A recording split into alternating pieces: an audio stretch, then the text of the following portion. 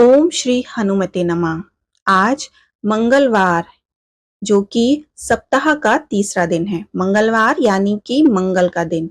अब मंगल ग्रह भी है जिन्हें पौराणिक कथाओं के अनुसार पृथ्वी का पुत्र भी कहा जाता है। मंगल का अर्थ है कुशल, शुभ अर्थात कल्याण। हिंदू तो किसी कार्य के आरंभ के लिए इस दिन को पवित्र और शुभ मानते हैं। इस दिन श्री राम भक्त पवन पुत्र श्री बजरंगबली हनुमान जी की पूजा की जाती है और व्रत रखा जाता है। हनुमान को संकट मोचन भी कहा जाता है, तो इसलिए मान्यता है कि भगवान हनुमान जी की पूजा उपासना करने से सभी प्रकार के संकट दूर हो जाते हैं। हिंदू धर्म में मंगलवार के व्रत का महत्व बहुत ही अधिक है। मान्यता है कि विधि पूर्वक व्रत रखने से व्रती सभी तरह के भय और चिंताओं से मुक्त हो जाता है। शनि की महादशा, ढैया या साढ़े साती की परेशानी को दूर करने के लिए भी यह व्रत बहुत ही कारगर माना जाता है। व्रती को इस दिन ब्रह्मचर्य का पालन करना चाहिए और मंगलवार के दिन सूर्योदय से पहले उठ जाना चाहिए। नित्य क्रिया से निपटकर स्नान कर स्वच्छ होना चाहिए। लाल रंग के वस्त्र धारण करना ही शुभ रहता है। तत्पश्चात हनुमान जी को लाल फूल, सुंदर वस्त्र चढ़ाने चाहिए। श्रद्धा पूर्वक हनुमान जी की प्रतिमा के सामने ज्योति जलाकर हनुमान चालीसा या सुंदरकांड का पाठ करना चाहिए। शाम के समय बेसन के लड्डुओं का या फिर खीर का भोग हनुमान जी को लगाकर स्वयं नमक रहित भोजन करना चाहिए। और मान्यता है कि मांगलिक दोष से पीड़ित जातकों को भी मंगल का व्रत रखने से लाभ होता है। मंगलवार मंगल के देवता जब प्रसन्न हो जाते हैं तो अपार धन संपत्ति, राज, सुख भोग, आरोग्य, ऐश्वर्य, सौभाग्य, संतान आदि प्राप्त कराते हैं।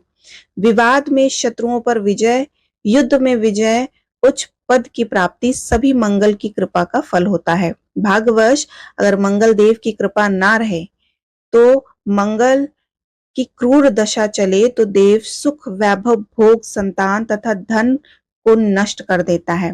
सुख, ऐश्वर्य की प्राप्ति और कष्ट के निवारण हेतु मंगलवार का व्रत करना चाहिए।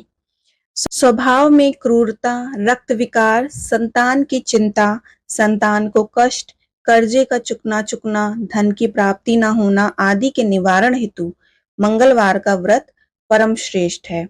श्री हनुमान जी की उपासना से कायिक, वाचिक, मानसिक और संसर्ग जनित पाप, उपपाप तथा महापाप दूर होकर सुख, धन तथा यश को लाभ दिलाता है। तो आइए आपको मंगलवार की व्रत कथा सुनाते हैं।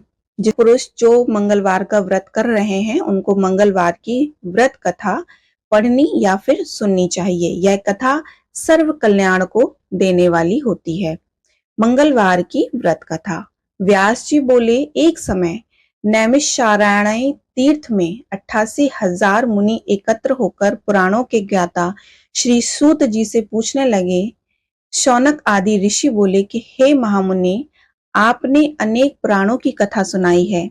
आप कृपा करके ऐसा व्रत और कथा बतावें जिसके करने से संतान की प्राप्ति हो तथा मनुष्यों को रोग, शोक, अग्नि, सर्प आदि का भय ना हो, क्योंकि कलयुग में जीवों की आयु कम है। फिर इस पर भी इन्हें रोग आदि घेरे रहेंगे तो श्री हरि का ध्यान कैसे कर सकते हैं। श्री सूत जी बोले कि हे मुनियों, तुमने बहुत ही सुंदर कथा पूछी है। श्री भगवान कृष्ण और युधिष्ठिर का संवाद तुम्हारे सामने कहता हूँ, ध्यान पूर्वक सुनो। एक समय पांडवों की सभा में श्री कृष्ण जी बैठे थे। युधिष्ठिर ने भगवान श्री कृष्ण से प्रश्न किया कि हे भगवान नंदन, हे गोविंद, आपने मेरे लिए अनेक कथाएं सुनाई हैं। कृपा करके कोई ऐसी व्रत या कथा बतावें जिसको करने से मनुष्यों को पुत्र की प्राप्ति हो। प्रभु, बिना पुत्र जीवन व्यर्थ है और बिना पुत्र नरगामी होता है तथा पितृ ऋण से छुटकारा नहीं मिल सकता और ना ही पुन्ना नामक नरक के उद्धार हो सकता है। अतः आप पुत्रदायक व्रत बतावें। श्री कृष्ण भगवान बोले कि हे राजन, मैं एक प्राचीन इतिहास सुनाता हूँ, ध्यान देकर सुनो। कुंडनपुर नामक एक नगर था। उसमें नंदा नामक एक ब्राह्मण रहता था। भगवान की कृपा से सब कुछ था, फिर भी वह दुखी था। इसका एकमात्र कारण था कि ब्राह्मण की स्त्री सुनंदा के कोई संतान नहीं थी। ब्राह्मण की स्त्री सुनंदा पतिव्रता थी, भक्तिपूर्वक हनुमान जी की आराधना करती थी। मंगलवार के दिन व्रत के अंत में भोजन बनाकर हनुमान जी का भोग लगाने के बाद स्वयं भोजन करती थी। एक दिन मंगलवार के दिन ब्राह्मणी कार की अधिकता से हनुमान जी का भोग न लगा सकी, तो ब्राह्मणी को बहुत दुख हुआ। उसने कुछ भी नहीं खाया पिया और अपने मन में प्रण करके सो गई कि अब तो अगले मंगल को ही महावीर जी का भोग लगाकर अन्न जल ग्रहण करूंगी।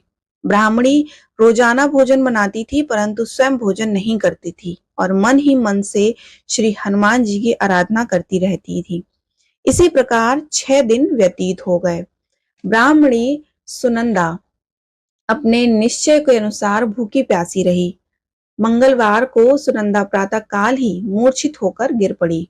उसी की भक्ति से प्रभाव से हनुमान जी प्रसन्न हो गए और प्रकट होकर बोले, मैं तेरी भक्ति से प्रसन्न हूँ, तू वर मांग।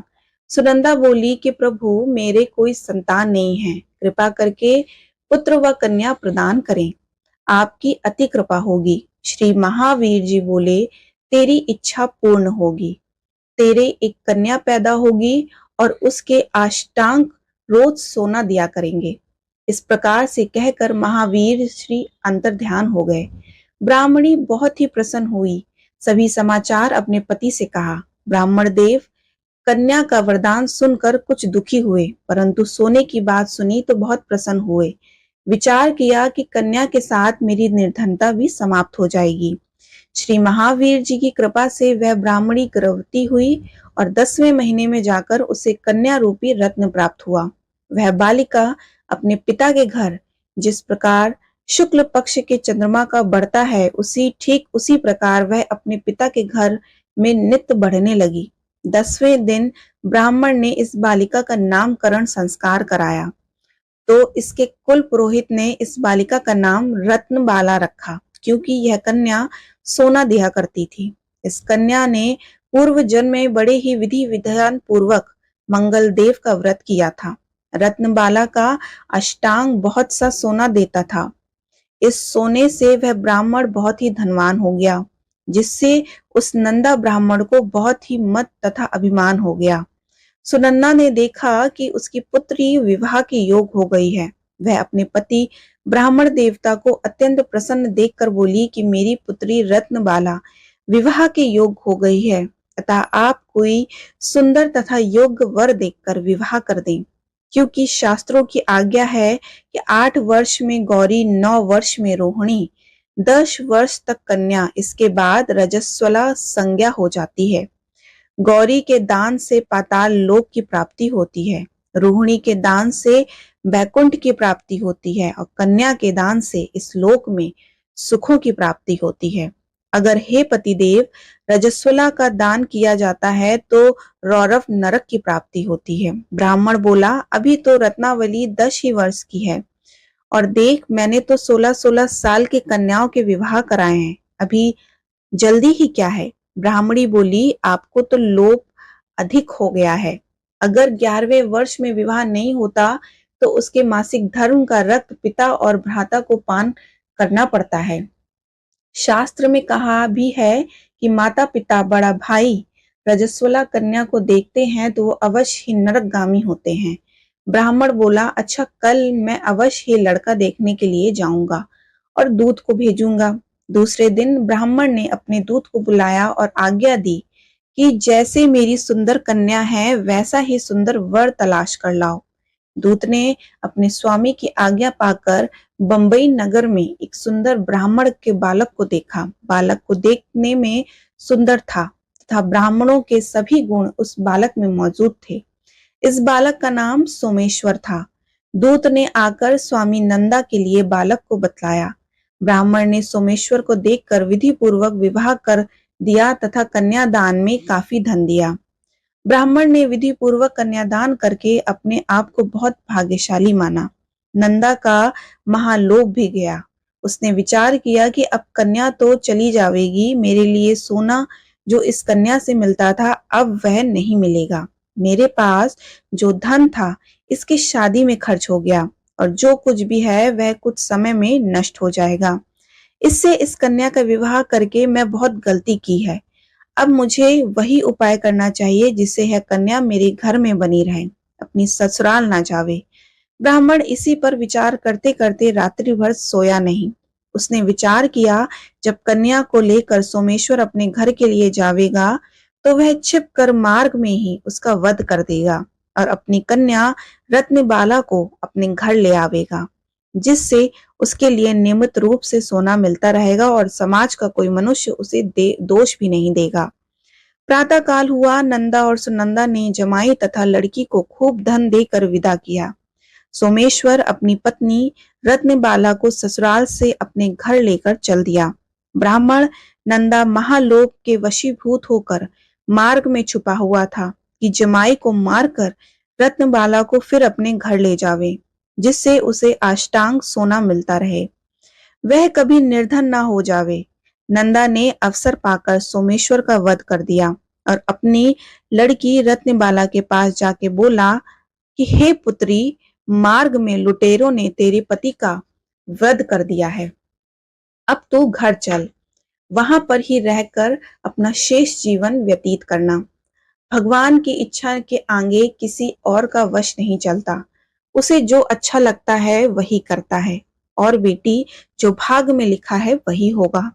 इसमें किसी का कोई वश नहीं है। अपने पिता के द्वारा अपने पति की मृत्यु का समाचार सुनकर रत्नबाला बहुत दुखी हुई और अनेकों प्रकार के रुदन करने लगी और अपने पिता से बोली कि हे पिताजी, इस संसार में जिस स्त्री का पति नहीं है उस स्त्री का जीना व्यर्थ है।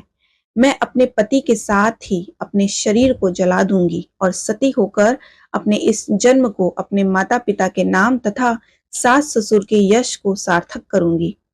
मैं अब लौटकर घर नहीं जाऊंगी। अपनी कन्या रत्नबाला के वाक्यों को सुनकर ब्राह्मण बहुत दुखी हुआ। विचार करने लगा कि मैंने व्यर्थ इसका वध किया, क्योंकि रत्नबाला इसके पीछे अपने प्राण तक त्याग देने को तैयार है। मेरे लिए यह धन अब प्राप्त होगा ही नहीं। मेरा तो दोनों तरफ से मरण हो गया। यह सोचकर बहुत ही रोने लगा। सोमेश्वर की चिता बनाई गई। सोमेश्वर की स्त्री रत्नबाला सती होने की इच्छा से अपनी के सर को अपनी गोद में रखकर चिता पर बैठ गई। जैसे ही अग्नि लगाई वैसे ही मंगलदेव प्रसन्न हो गए और बोले कि हे रत्नबाला, मैं तेरे पति भक्ति से प्रसन्न हूँ, तू वर मांग। रत्नबाला ने अपने पति देव का जीवन दान मांगा। मंगलदेव बोले, रत्नबाला, तेरा पति अजर अमर और महाविद्वान हो जाएगा और भी जो कुछ तेरी इच्छा हो वर मांग। रत्नबाला बोली कि हे ग्रहों के स्वामी, यदि आप मुझ पर प्रसन्न हैं तो मुझे यह वरदान दीजिए कि जो आपका मंगलवार के दिन प्रातःकाल लाल पुष्प लाल चंदन से पूजन कर आपका स्मरण करे, उसको रोग और व्याधि कभी ना हो, उसका स्वजनों से कभी भी वियोग ना हो और सर्प अग्नि तथा शत्रुओं का भय ना रहे। जो स्त्री मंगलवार का व्रत करे वह कभी विधवा ना हो, अनेक पुत्र और पौत्रों की प्राप्ति हो। मंगलदेव या तथा अस्तु कहकर अंतर्ध्यान हो गए। सोमेश्वर मंगलदेव की कृपा से जीवित हो गया।